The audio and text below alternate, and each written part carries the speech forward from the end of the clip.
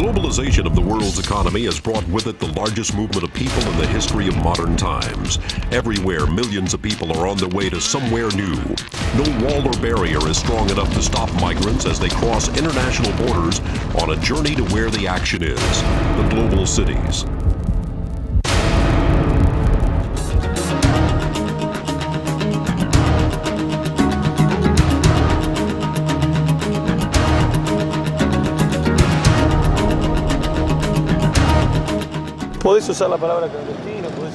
You can call me a clandestine person or an illegal because that's what I am.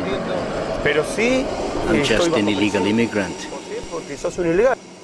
We only live in Toronto. There is an estimated figure. I happen to think it should be a bit higher, but they say that about 200,000 undocumented people live in Canada, not just in Toronto. Illegal and legal immigration have dramatically contributed to an explosive growth of Toronto. Since 1980, its population has more than doubled, from 2 to 4.5 million. Half of these were born outside of Canada. Well, Canada's a country that has been built by immigrants. Immigrants have come to Canada for hundreds of years, and they continue to come to Canada. And each year, the minister announces in the House what level of what the immigration levels will be for the following year. And in the last few years, they've been around 225,000. Toronto is the city in Canada where most immigrants come to. In the last decade alone, over 1 million newcomers have settled here. Toronto has really changed over the last 10, 20 years. The whole face of Toronto has changed. Now, you want to talk about change in a city. You want to talk about 1948, when going out to lunch or to dinner was going to Murray's Restaurant or Fran's, where they serve meat and potatoes. And you want to look at the range of ethnic restaurants we have in Toronto now. I mean, these are all metaphors for probably the most rapid revolutionary change in the ethno-cultural composition of a city. As we enter the age of globalization, Toronto is a guide for the shape of things to come. While other global cities are struggling to accommodate a newly arrived, ethnically and culturally diverse workforce, Toronto is already the most multicultural city in the world. We have been able to find a way of building neighborhoods around cultural identities, and they haven't become ghettos. They become places where we celebrate our differences. No doubt, visitors to Toronto enjoy the cultural diversity and vibrancy of the city. But Torontonians are beginning to wonder if their city is not changing too rapidly.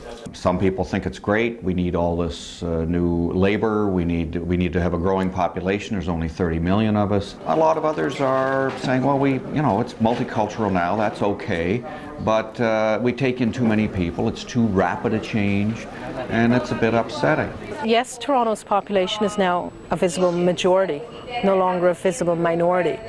And I personally don't think that all aspects of our society have truly come to terms with that reality as yet. In Toronto today, the reality is that 53% of the population is non-European, a fact that is putting Canada's reputation for tolerance to a test, with minority groups alleging that Canada and its immigration policy are in fact racist. I think it would be naive to believe that within the immigration department that you don't have people who are racist, because within the broader society there is racism. I mean, that's a given, that's part of the record. There have been many reports by recognized respectable agencies that have come out that yes, there is racism in our society. The way that racism works is so deceptive that you might think that you've overcome the barriers. You might think that because I'm well spoken, or because I've achieved X, Y, and Z, or I may have X number of degrees, that I'm somehow shielded. That's not how it works, and most people think that's how it works. I know that men in my family who drive down the street or walk down the street, who might be very educated, can get stopped very easily by the police and harassed, and all of those kinds of things. I get stopped a lot when I'm driving, especially at night, and if I have friends in the car with me. I've been stopped easily about 6 times. So I mean, I don't really feel comfortable around the police, and I never really have. And that's also the experience with a lot of my friends as well. For many years there have been lots of police shooting, police harassment of young black men. No police officer has ever been convicted of really, killing a black person. Right. Okay?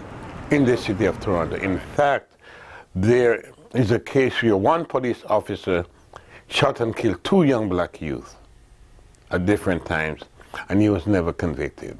Yes, the law permits us to use deadly force, and then we are held to account for that deadly force. And when it goes through a court of law and the officer is acquitted, that is our system, that is our jurisprudence. And I would never second guess our jurisprudence because I'm part of it and I believe strongly in it. The community will never forget those incidents until police accept, yes, there is a problem. Yes, we have some kind of differences that must be addressed, and to begin to rebuild confidence in the police within the community. Well, we are not perfect in any way, but we, as far as I know, in Canada, the first to have openly gay lesbian officer working between the police and the community to bridge the gap. And like we were the first also to allow officers to wear the turban. Toronto is the most cosmopolitan and the most diverse city with all different races and cultures.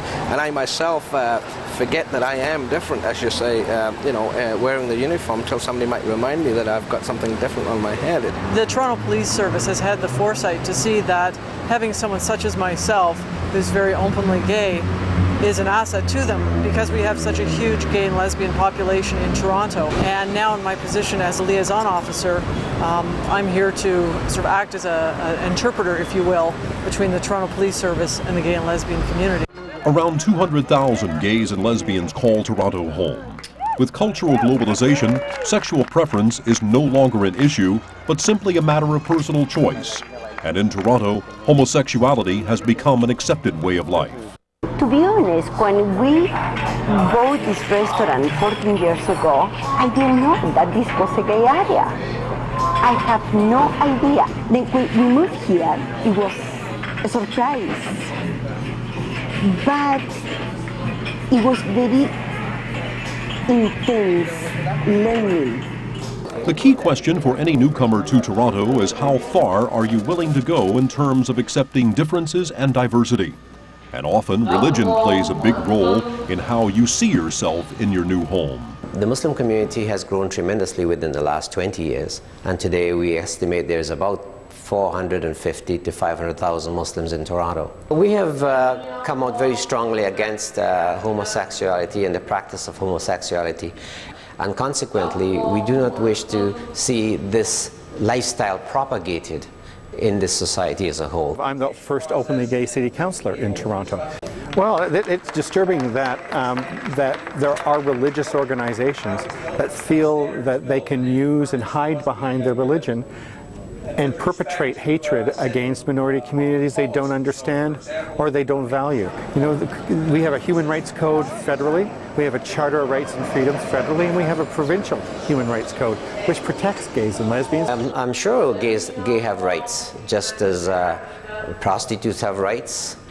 However, this right does not give a gay person the privilege then of going to convince some children that he should take a gay lifestyle, because that is equal to a heterosexual lifestyle. I worry that that person is really saying something else about being homophobic and being uncomfortable with gays and lesbians and not being able to value the whole of the society in Toronto rather than just parts.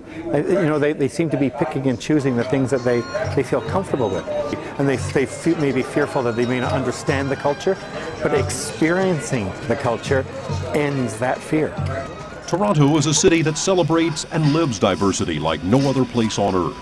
And most Torontonians seem to have accepted the concept of a multicultural society. We're becoming more flexible.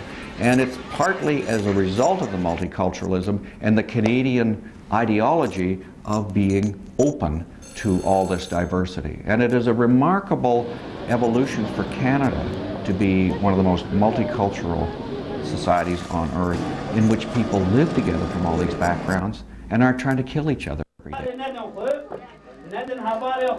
How far can a society go in allowing newcomers to maintain their diverse cultures and beliefs? Where do we draw the line? Some people in Toronto complain that multiculturalism is dividing the city and allowing newcomers to consider events in their homelands more important than events in Toronto. My biggest dream is my country really to have peace as soon as possible, so I can go there and so I want to go to my country and read, get educated there, learn my own language. I don't want to be assimilated to different languages. 40,000 Kurds now live in Toronto, and like hundreds of other nationalities, they are also determined to preserve their cultural identity. But the Canadian Intelligence Service says this Kurdish community center in downtown Toronto is in fact a front for the Kurdistan Democratic Party, a guerrilla group fighting for the independence of Kurdistan, which the Canadian Intelligence Service has labeled as an Islamic radical terrorist organization. Many problems by the government. And we have now at least about 20 cases where they are not able to get their documentations. They've been harassed by CSIS. This case is by Canadian Intelligence Services. This is well known. It's been in court many times. While some recently arrived ethnic groups seem to have problems fitting into Toronto's multicultural mosaic, old established communities, like the Polish-Canadian community, are now fully integrated into Canadian life. A deal of benefit to being a part of the mainstream of Canadian society, and we can see that now happening with the second and third generation, where you do in fact see more and more Polish names in government and in media and certainly in the professions. Some Torontonians, however, claim that becoming part of the mainstream in the city has a lot to do with the color of your skin. When you look at government or media or any of the decision-making bodies in this country, how many people do you see who look like me? Not very many. If I sit in front of my television and watch the news, and they show shots of what took place in Parliament today, I'm not likely to see people who look like me making those decisions. Always someone newer than you are, and you are moving up that ladder. It used to take maybe 100 years for new groups to find acceptance, and then it took 40 years, and then it took 20 years, and now it may be happening at the speed of digital light, but it is happening. In the early 70s, when Toronto was still a homogeneous community with strong British traditions and institutions, a young television executive, Moses Znaimer, came to the conclusion that the multicultural phenomena was starting to sweep Toronto, and that the city needed a local television station that would reflect the new face of its population.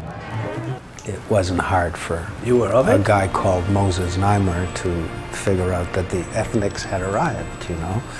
And that I was as Canadian as cherry pie or something. But I'm an immigrant, yeah. It was therefore not only easy for me to think about it and to know that it was fair, but to also understand that it was smart. And it was smart because there were lots like me.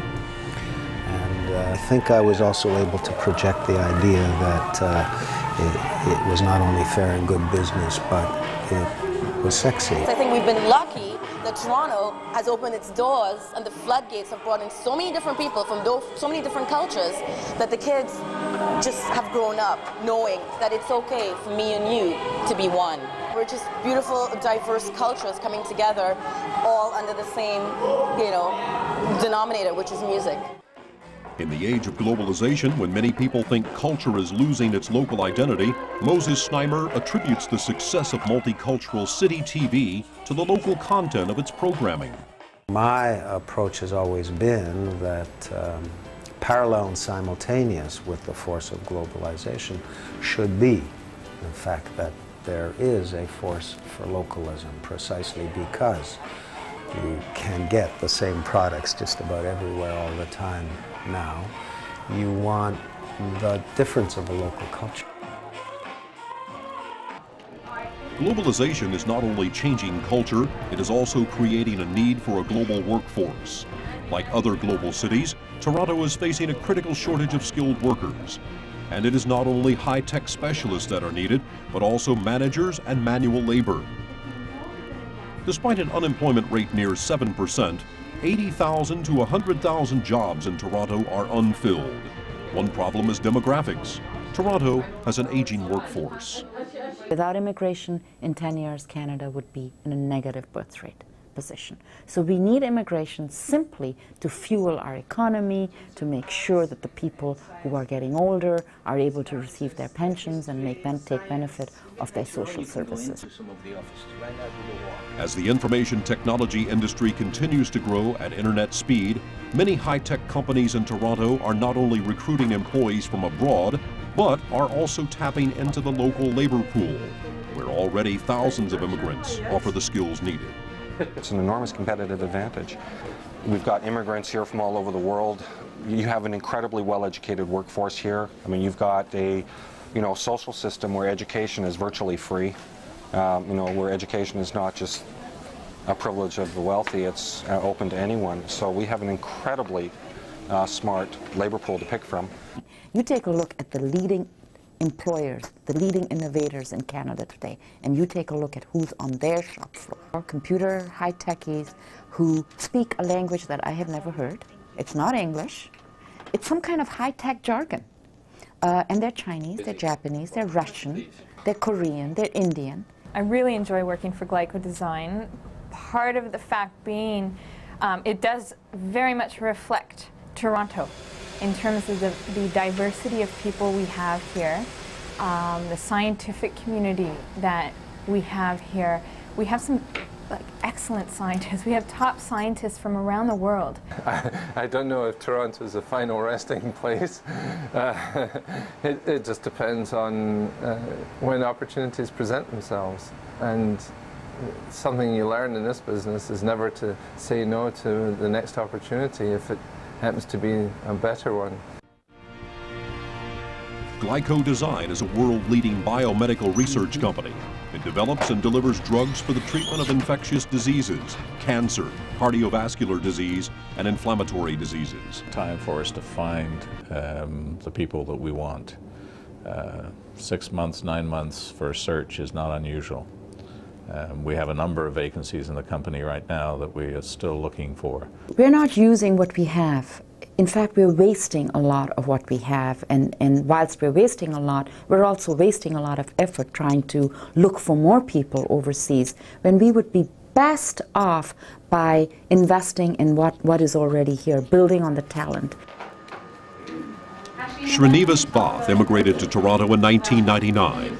A qualified pharmacist in India with long experience in pharmaceutical product marketing, he has been unable to find a job in his new home.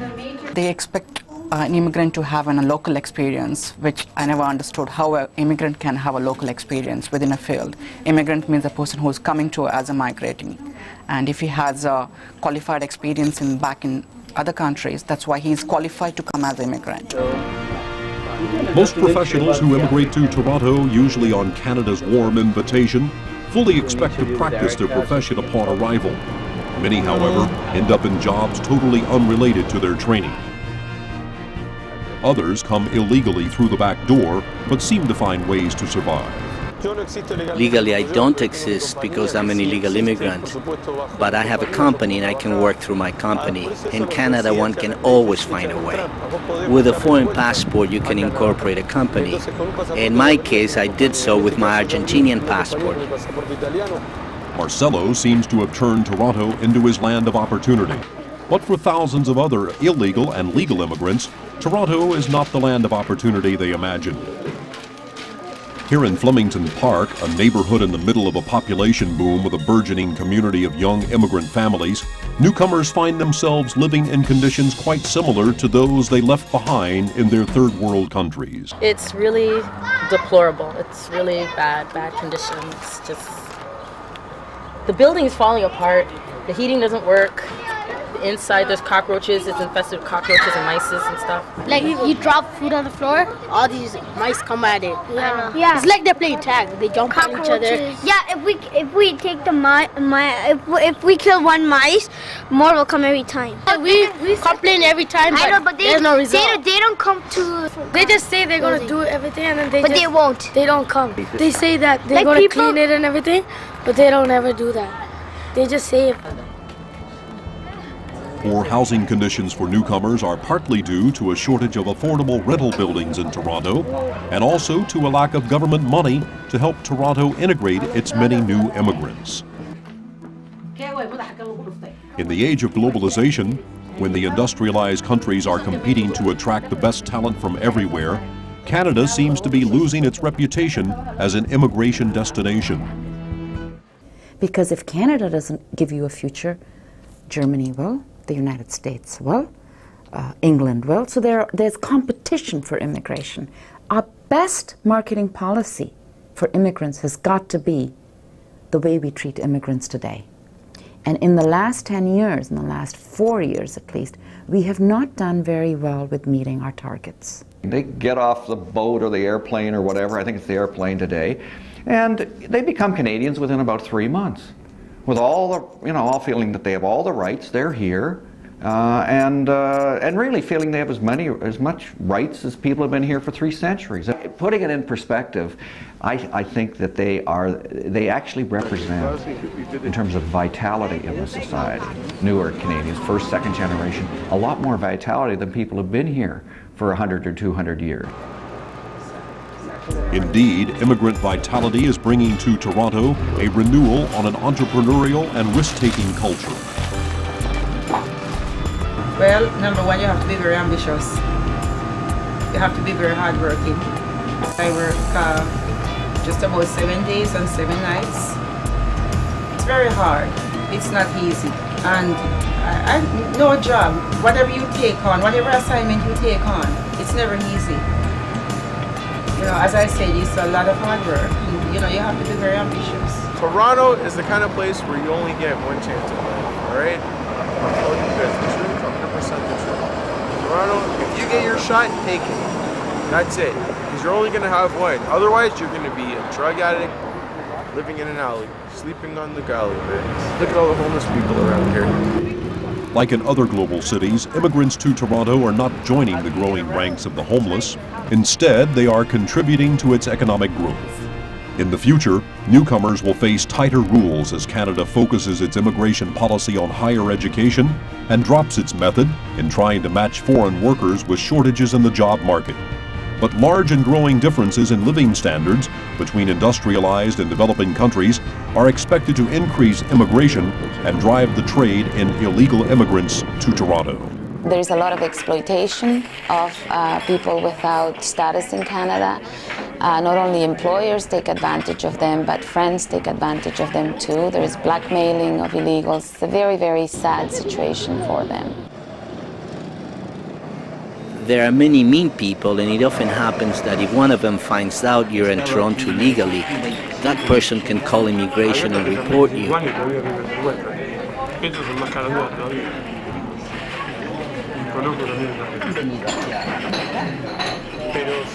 I'm always under pressure, and I'm suspicious of everyone.